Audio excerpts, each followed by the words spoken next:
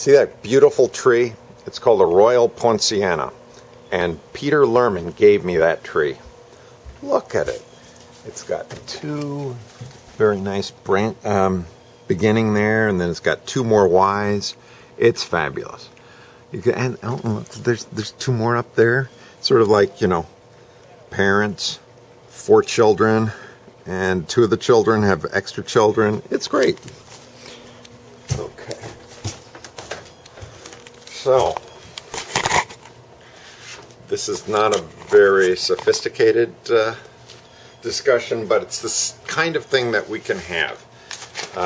I see in Veni Vidi Roma, it's going to be May 27 to 29. We'll get together, we'll open some of the yearbooks, and we'll have comments. We'll say, hey, do you remember him? Do you remember him? Tell us some stories. Okay. Well, I remember the key shaking, you know, rattle, rattle, rattle, while he was giving his announcements.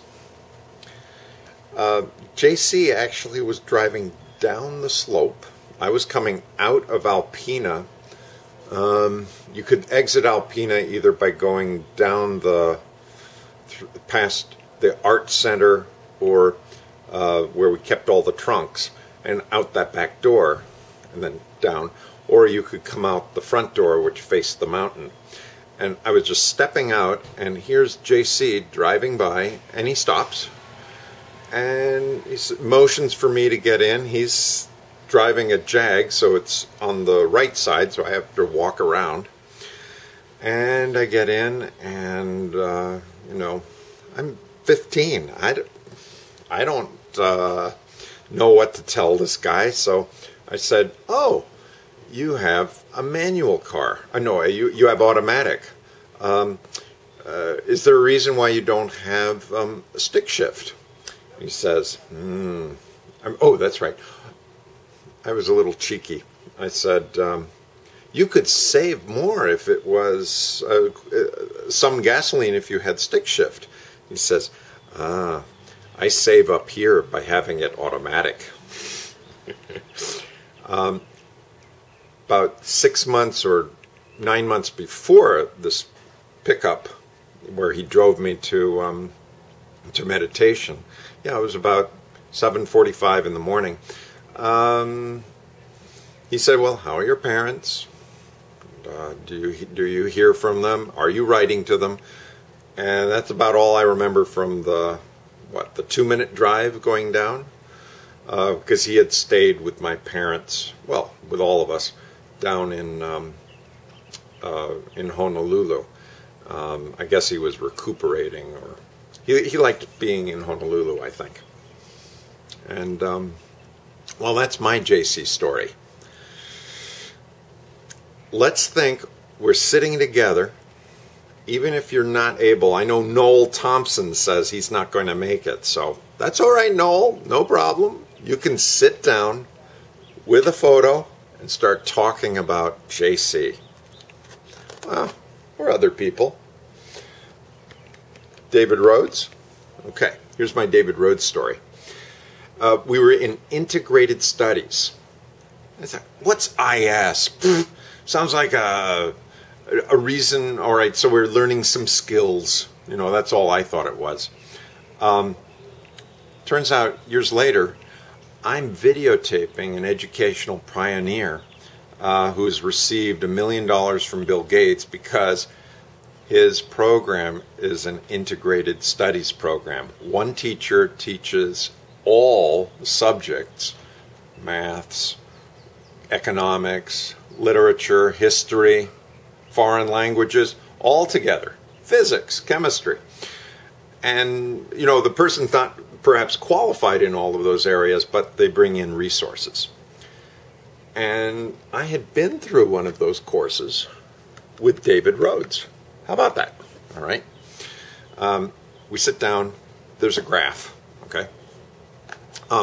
Number of words that are remembered, and this is time. So the idea is you've studied 100 words, and 3 days later you know perhaps 70 of them. And a week later you take a test and you remember 30 of them. Okay. John Pedersen, he's up here, right?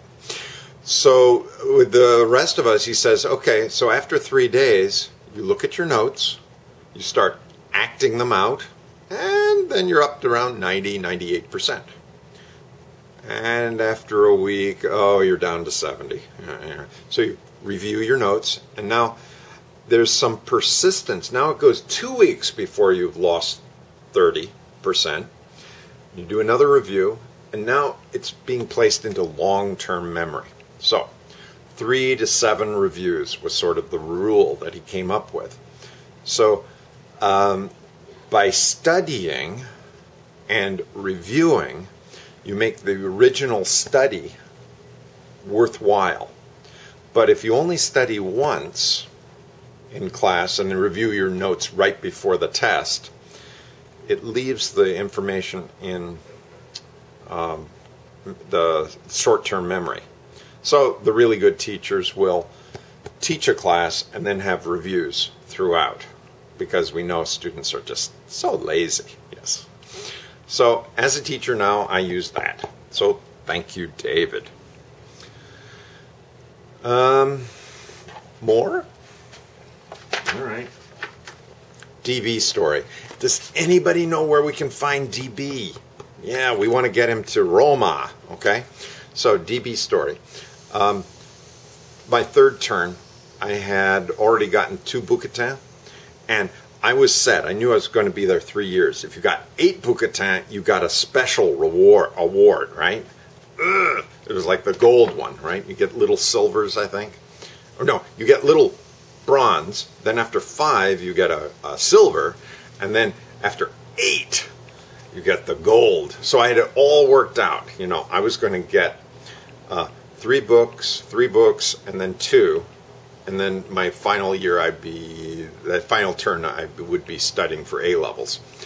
So here it is, summer. Everybody was going on X's.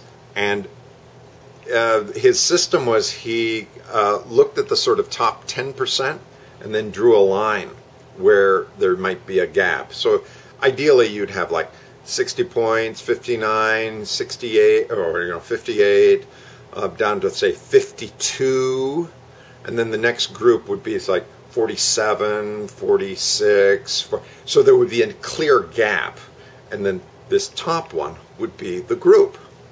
And he called me aside and said, Conger, I'm so sorry you missed it by 1 point.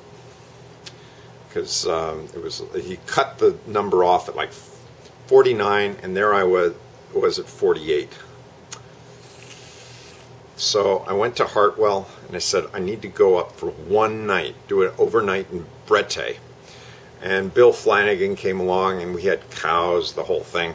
And I was back by breakfast time, and I went to DB and said, hey, I did it. I did it.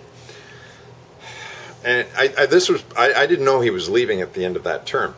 And nicest thing, he presented me with the bronze, and the next term, he was gone. JX was there, and JX takes me aside and said, Conger, you didn't get that 3rd bouquetin. Sorry. So in my heart, and thanks to DB, I got my 8. But yeah, I never got that gold. Because I got 3 in second year and then 2 more, so I had 7. So sometimes it's better not to get everything. Please grab your Intervisions. Thank you, John Pohl. Thank you, Sam Haynes. Thank you, all you guys who've, I've killed this, but it was a great book that you guys put together. And if it wasn't for you all, I would not have as many memories as I do. Best wishes. Thank you for listening.